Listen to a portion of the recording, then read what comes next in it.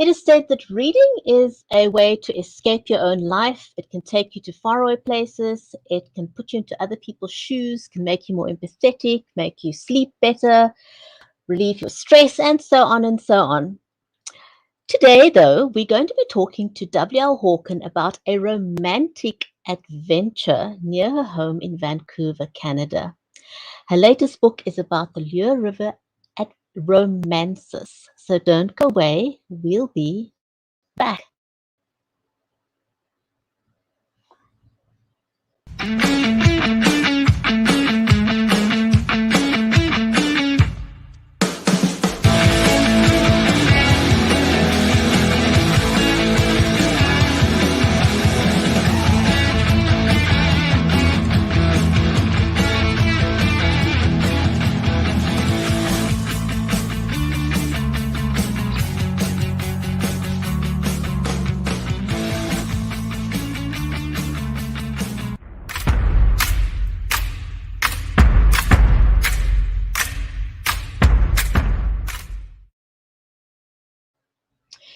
If you just join us, then welcome to the Writer's Corner live show. I'm your host, Brigitte Limbanda from Cape Town in South Africa. Our live stream is made possible by Creative Edge, StreamYard, and Be Live Media. So a special warm welcome to you, our audience, whether you are watching us over on Amazon Live. Just know that the comments are being monitored in real time. I've got my iPhone here and I'm monitoring the comments on Amazon Live. If, however, you are watching us over on Facebook, on YouTube, on LinkedIn, Twitter, do know that those comments are also being monitored in real time. And if it's the first time that you watch the show, we've been going live for over 3.5 years. But if it's your first time, we would love to give you a shout out to welcome you. And my first shout out, the very first shout out goes over to Vasanth Kumar. I am not even going to try and pronounce your surname because I'm going to get it wrong, but a very, very warm welcome to you, Vasanth, over on Facebook. So everyone watching us live, a great hello out to you. Now, one of the things that we're very passionate about on the Writer's Corner live show, because we do know that a lot of our authors are still doing online book launches and online presentations about their books. And so we like to show you how you can level up on your own online appearance. So one of the things that both I and my co-host use is the Logitech Brio camera, which we both love. And the Logitech Brio camera is highly recommended, or we highly recommend it, because it's got trademarked right light HDR technology, and all that gobbledygook really means that it will adjust your light automatically, so you don't have to invest in too much lighting to look good, which is an absolute bonus. And then for audio, what I recommend and what I use is the Samsung condenser microphone. Samsung, incidentally, was the world's first produced the world's first USB condenser microphone. It's got a very, very solid die-cast construction, which reduces noise vibrations and makes it ideal for people who are doing live streaming or live events. But not everybody wants to have a huge, big microphone, or not everyone needs one. What you can also do is use something like the Rode Lavalier microphone. It's a high quality lapel microphone, and that works great. The windshield cuts out word whiskers, so that's also a great bonus. Now, I know that a lot of our authors and may just simply use their phones to go live, and that's also great because the cameras on the phones are absolutely incredible. But you don't want to make people feel seasick, and I also want to give a shout out to Tish over on Amazon Live. Welcome, Tish. Great to see you. So the other thing that I recommend, if you are doing a book launch or talking about your book using your phone, you don't want to hold your phone in your hand, because it makes people feel seasick if your hand's shaking. You don't want to use some kind of a stabilizer. And what I recommend is something like the DJ Osmo. It's a 3-axis smartphone gimbal, or otherwise you can use something like an ographer on top of your tripod to stabilize it, and do put your phone into landscape mode, because I don't know if you guys noticed, sometimes you see those black lines. Those black lines mean that your phone is not in landscape; it's in portrait. So if you want to get a better picture, do put your phone into portrait mode. And then for people who really want to be fancy, um, they could use something like the Stream Deck to change scenes. That's another one of the things that I recommend, which is the Stream Deck. But on to more amazing things, which is the whole point of our show today. Our guest today is W.L. Hawkin. But before I introduce our amazing guest for today, my amazing co-host is Mary Elizabeth Jackson. She's a mom. She is an author. She's a ghostwriter, and she lives in the USA. Now, one of her latest books that you really do want to go and have a look at, she has co-written with Thornton Klein, and it's called Cheers from Heaven. Do check that book out over on Amazon Live. So let me welcome my amazing co-host. Hi, how are you today? I'm good, and you? I'm good. It's nice to see you, and we're excited about our author today. And February is the month of love, even though we can love all the time, right? So romance is in the air, and we have red in our background, and so it's a perfect time to talk about love, isn't it? So yes, so W.L. Hawkin writes romantic adventures from a home in Canada, as we said earlier, and going to be talking about her latest book, The Lure River Romances. It's set in a small town romantic suspense series in the American Midwest, in the fictional town of Lure River. I wonder how she came up with that name. We'll have to ask her. I'll have to ask her what the back, what got her to say that or to put that. Yeah, I know. I love the cover too. The cover is just beautiful. It's a stunning cover. I want to ask her about that. And she mentioned something very interesting. She said that she graduated from the Trent University with a BA in Indigenous Studies, but at this time, she discovered that her great great grandmother was an Indigenous woman. Very Interesting. interesting. We'll have to ask her Hmm. about that. Anyway, Yes, so shall we invite our amazing guest to come and join us on screen? let's do.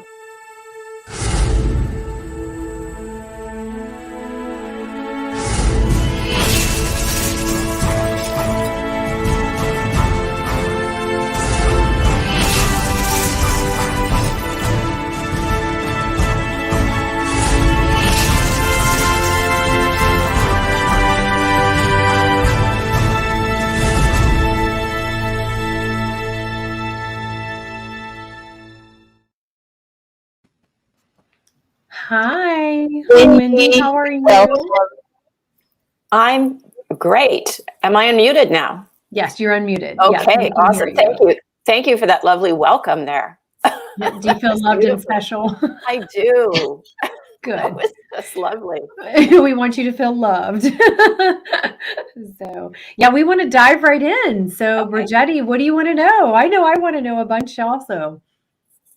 Wendy, how did you get started as an author? I'm always keen to know, because sometimes it's a teacher, it's a mom, it's someone in your life, or you just love reading. So what was it Or that you just fell inspired you into to it? become an author? Yeah. Gosh, that's a really complicated question. I did have I've had two fantastic English teachers in my life, one in grade 8 and one in grade 9. And I quit school in grade 11 with a grade 10 education. So I was really bad at bad at science and math, but I excelled in English. So I was writing way back when, and they were very helpful in being supportive of me and saying, you're a great writer and all those things. And so I was writing poetry in my teenage years, and then I wrote songs. And then after that, I wrote my first novel. Actually, wait a minute, this is it. I just realized that. So the first novel I completed was in 1990, while I was divorcing my ex-husband and while I was starting my degree in Indigenous Studies. And this is it.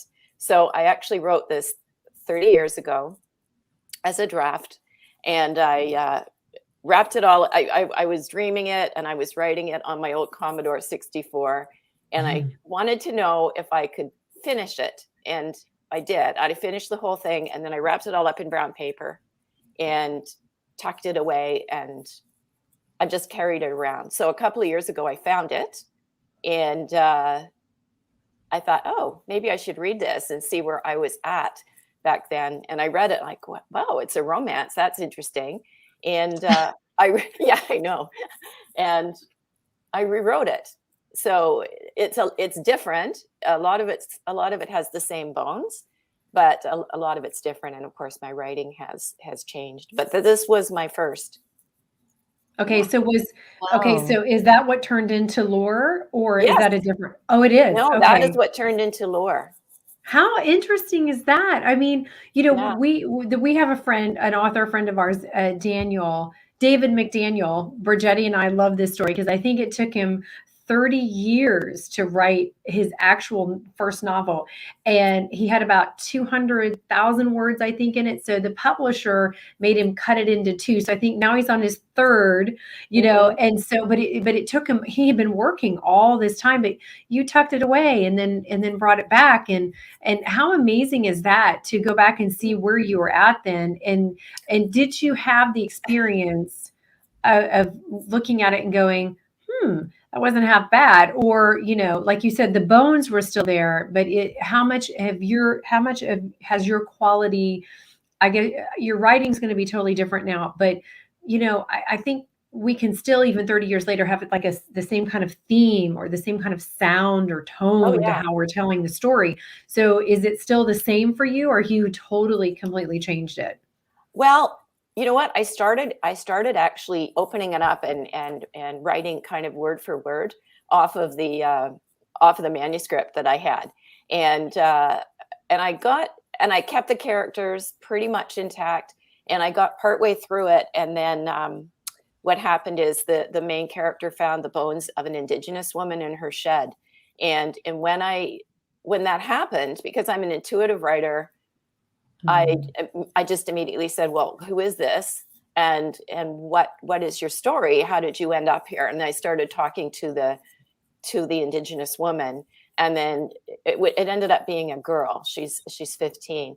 And she came through and basically told me her story. So I took that story and I interwove it throughout the story of Jessie and Hawk. And that has become, it's a really powerful piece to it.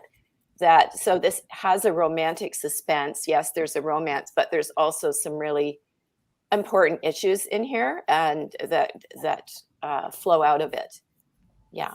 And the characters, are they entirely fictional, or is it based somewhat on some true stories? They're fictional characters. I would say, though, I find now reading it that they are more like me than anybody else I've ever written. And I think maybe because it was my first book, and because I was going through, a lot of traumatic stuff at the time, it shows in here. So one thing about me is I've always wanted to live in a cabin in the bush. It's one of my romantic dreams. I know it's not always entirely a romantic thing when you do it in real life, which Jessie finds out. But it's something I always wanted to do. And I also rode around a lot when I was a kid. I had a horse and I was a loner, and I rode around in the bush on my horse a lot. And she spends quite a bit of time in this book doing that. So that's stuff I really have a feel for. And then even with Hawk believes he was born in the wrong century to the wrong people.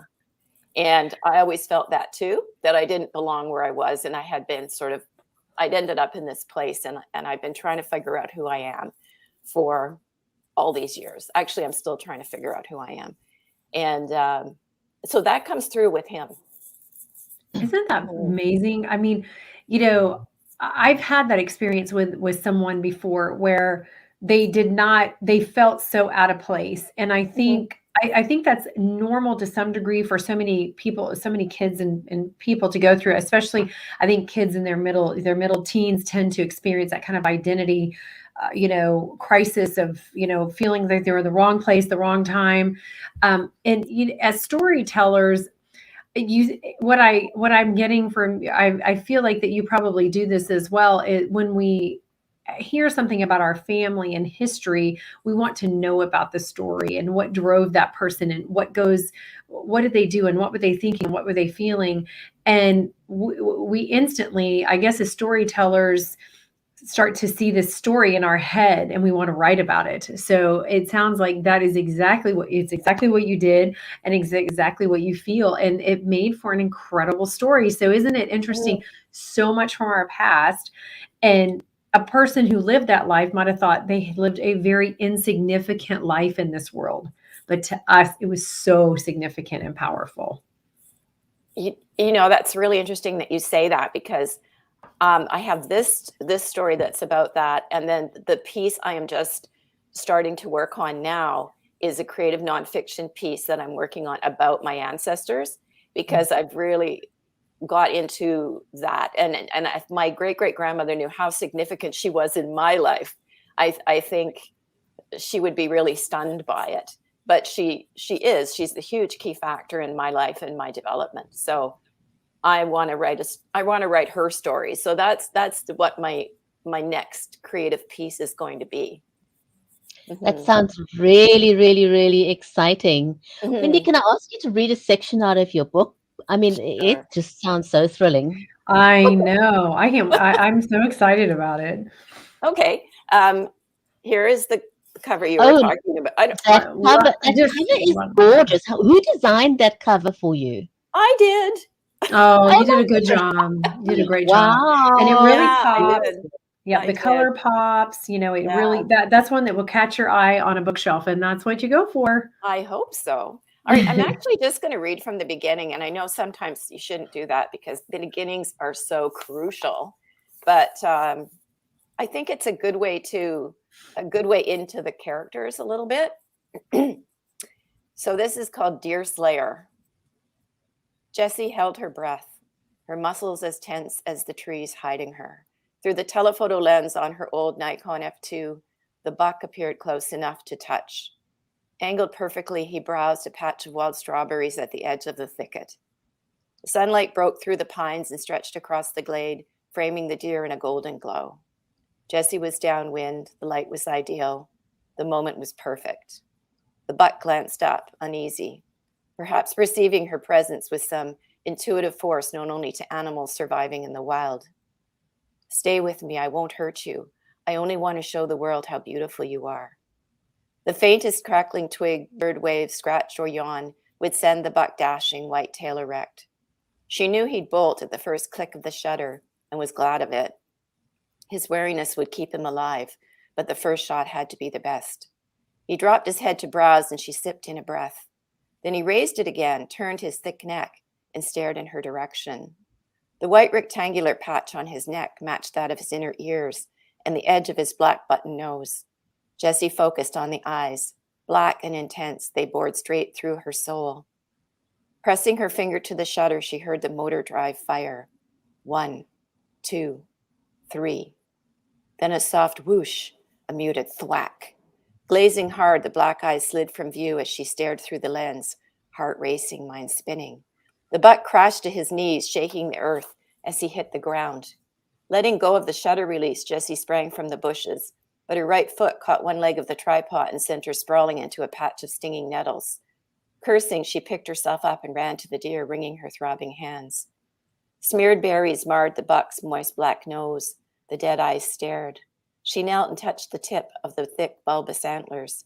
They'd not yet hardened into points. He was young and healthy. Tears burned in her eyes. Working as a nature journalist, she encountered wounded and dead animals at times, but each one broke her heart. You poor thing, what happened? When she noticed blood beneath the buck's left foreleg, she used both hands to shift the body. A broken arrow jutted from a gash. Head up, she took a quick breath. Hunters, where? How's that? Oh, nice. Well, I could totally see the whole scene, and I could feel being there, Yeah. being her, run, going toward that. And so that is the job of the writer, isn't it? To bring Yes. people in so they can actually feel it, see it, taste it, smell it. And, if you can't do that, you don't have the guts of a story, do you? No. Yeah. Wow. Well, as I was saying, like, I'm an intuitive writer. And so this is actually the first book that I dreamed quite a bit of it. And that scene is from a dream I had 30 years ago. And I actually saw it, like, when I was waking in the morning. When you wake up in the morning, you're kind of in that half state of unconsciousness, which is a really creative space. You're in theta brain. And I would see the whole thing. And of course, who's on the other end of that arrow is our hero. And then I would get up and write it all down on my Commodore 64. So that's an original scene from way back. Wow. And look at how creative and descriptive you were 30 years ago. Yeah. Yeah. Yeah, this is your destiny, right? I think so. Yeah. I think so. I mean, I've written a lot of books in between, but it's kind of fun being that this was the first. Amazing. That was great. That's beautiful. So go ahead. I also want to ask you, a lot of people, or not all authors, decide to have a publicist. Do you have one, and why? I do have a publicist, and I guess that started because I'd written all these books, and I had published my whole Hollystone mystery series pretty much, and but I didn't do much other than some local readings. And I knew that that's the piece that I was missing, because I'm such an introvert. I'm not the person who can phone up and say, hey, can I be on your show? But if somebody says to me, hey, you're going to be on this show, I'll be like, okay. and I can show up and I can do it. And, I was a teacher long enough that I can get up and talk in front of people, and that's not a problem. But making those initial phone calls, I'm just really not good at that. So I actually found Mickey Mickelson at Creative Edge through another friend of mine who's on another group called the Creative Academy. And she was getting all this press on Facebook and everything. And I emailed her and I said, okay, what are you doing? How are you getting all these shows? She's like, it's okay. Somebody put me on there. And I said, well, like who? How are you doing this? She was in this Uncaged article with her pet, and I really wanted to do that because I love my dog so much. So she said, well, this is the person. So I ended up talking to him, and he signed me about a year ago, just as my last book in my series was coming out. So yeah. And it's really important. It's really important to have that support. Yes. Yeah. It's a vital, we as authors, we have to think about where we're spending our money and what's important. And I was talking to somebody about this recently. When you're getting married, you want to spend your money on good pictures, good video, so you have those memories. And I just think having a publicist, and we have the same publicist, and Mickey just is an amazing person. But I think it's one of those accessories, if you want to call it an accessory, that you have to have. Let's just say, he's like lipstick for women, right? There you go. I just hashtag, right? Love that. You'll love that line. The way that I like to explain that is, if you were to walk into that, it gives you a sense of authority. If you were to walk into a courtroom without a lawyer, would anybody really take you seriously? But if you walked in and you say, talk to my lawyer, talk to my publicist. Or if you were to walk into a library and say, this is going to be my, I've just released a new book, but talk to my publicist. Doesn't it give you a sense of authority? For sure. For Um, sure. Well, and he that's what he has us do though.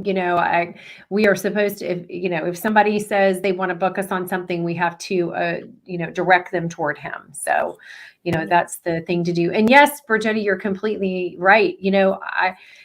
I actually unfortunately had an experience like that in April, going into court without a lawyer over something. And it's interesting how you're not treated the same way. Even if you could handle it, you just aren't treated the same way. So it's a different experience. so absolutely, getting a publicist is definitely something that you want to do. Just sort of like a final question from me. Do you have any sort of hidden gems in the book that someone may recognize? I'm not sure. There is in this book. Okay, Hawk. So we have Jessie as the wildlife photographer, and she's a vegan, and we have Hawk as the hunter who's gone back to nature, and he's living in a cave. He's been there for 3 years, and Yeah. they're both very distraught and working on healing after losing someone, and so I think that the interesting thing here is there's a lot of Indigenous spirituality throughout the book, and I would say that's a bit of a hidden gem. And as I said at the time, I was starting my studies at Trent University in the Indigenous Studies, and Trent University is, I think, a different university than any. At least the Indigenous Studies department is different than any that I've ever seen, because it's taught by all Indigenous people who are traditional people for the most part. And there are elders that come in and speak, when they're going to, this is how my experience was 30 years ago. Anyway, when we were going to do a ceremony in the theater, they would come through and they would smudge the whole place with sage before we started. And I did so much healing work there for myself, because when you think about it, I was a wild child, and then quitting school just around when I was like 16 and moving to Toronto, I had a lot of healing work I needed to do, because when you're in that situation, you get yourself into situations that require healing work.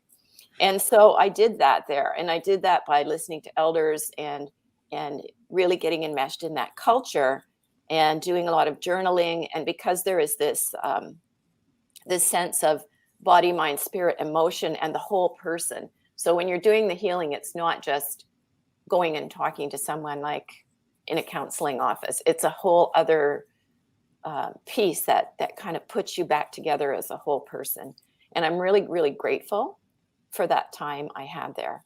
So that is a little bit of what Hawk is doing out in his cave. And there's a piece where he does a sweat lodge in there.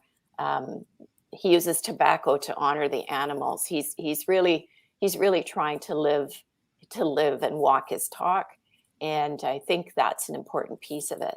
And the other gem I would just like to mention is about the missing Indigenous woman, because murdered and missing Indigenous women is a huge piece here in Canada and the United States, for sure.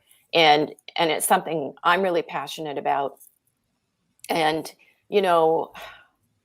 it's just not a good thing. It's something that we need to be able to change our attitudes. I think it's got the way that it has because people have got away with grabbing Indigenous women over many, many years, and nothing happened to them. And so they think they can, but they can't.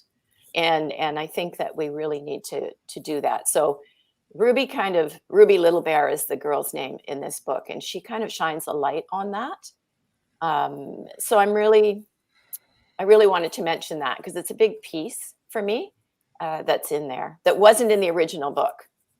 And that's something that did you dream about that, or how did that come to you again about the Indigenous woman? That just came up. Like Jessie was what happens is Jessie finds out that even though she's had a bit of a flare up with Hawk over the deer, when she finds out that a friend of his that he grew up with, it's a mentor to him, is dying, she takes it on herself to go into the woods and find him and tell him, because she didn't get a chance to say goodbye to the man that she loved, her fiance. And so she gets on her horse and wanders into the woods. But just before she does that, she leaves the shed doors open during a rainstorm, and something gets in there and starts digging around in the shed. And when she comes back from her ride with the horse in the morning, she finds this hand, these bones sticking through the dirt, and that's how she finds Ruby. And so, of course, she goes and tells the tribal police, and they start this search. So while they're working on discovering who the body is, she's off finding Hawk and having her own adventure, and then everything comes together in the end. So it's really interesting how that happened. I didn't plan it. I don't plan anything. And so I basically said to Ruby when she appeared, I said, tell me your story. And I also hear things a lot. So I basically wrote down the whole story in one chunk of what happened to her. Wow. And then, That's amazing. And then I split it into small pieces and wove it through the story. So it's part of the story. And then we discover we hear Ruby's whole story in the end of what happened with her. Yeah. That's amazing. Very nice. Wendy, thank you so much. This was amazing. The time went by so quickly. So thank you for joining us, and we'd love to have you back another time. We loved hearing about Lure. And so, if you guys are watching us over on Amazon, the book is in the carousel. So please go and grab a copy of the book, Lure. Mm-hmm. Wendy, thank you so much. Thank you so much. It was really nice to speak with you. Thank you. Big pleasure. Take care, everyone. We'll see you back next week, same time, same place, on another episode of the Writer's Corner live show. Take care, everyone.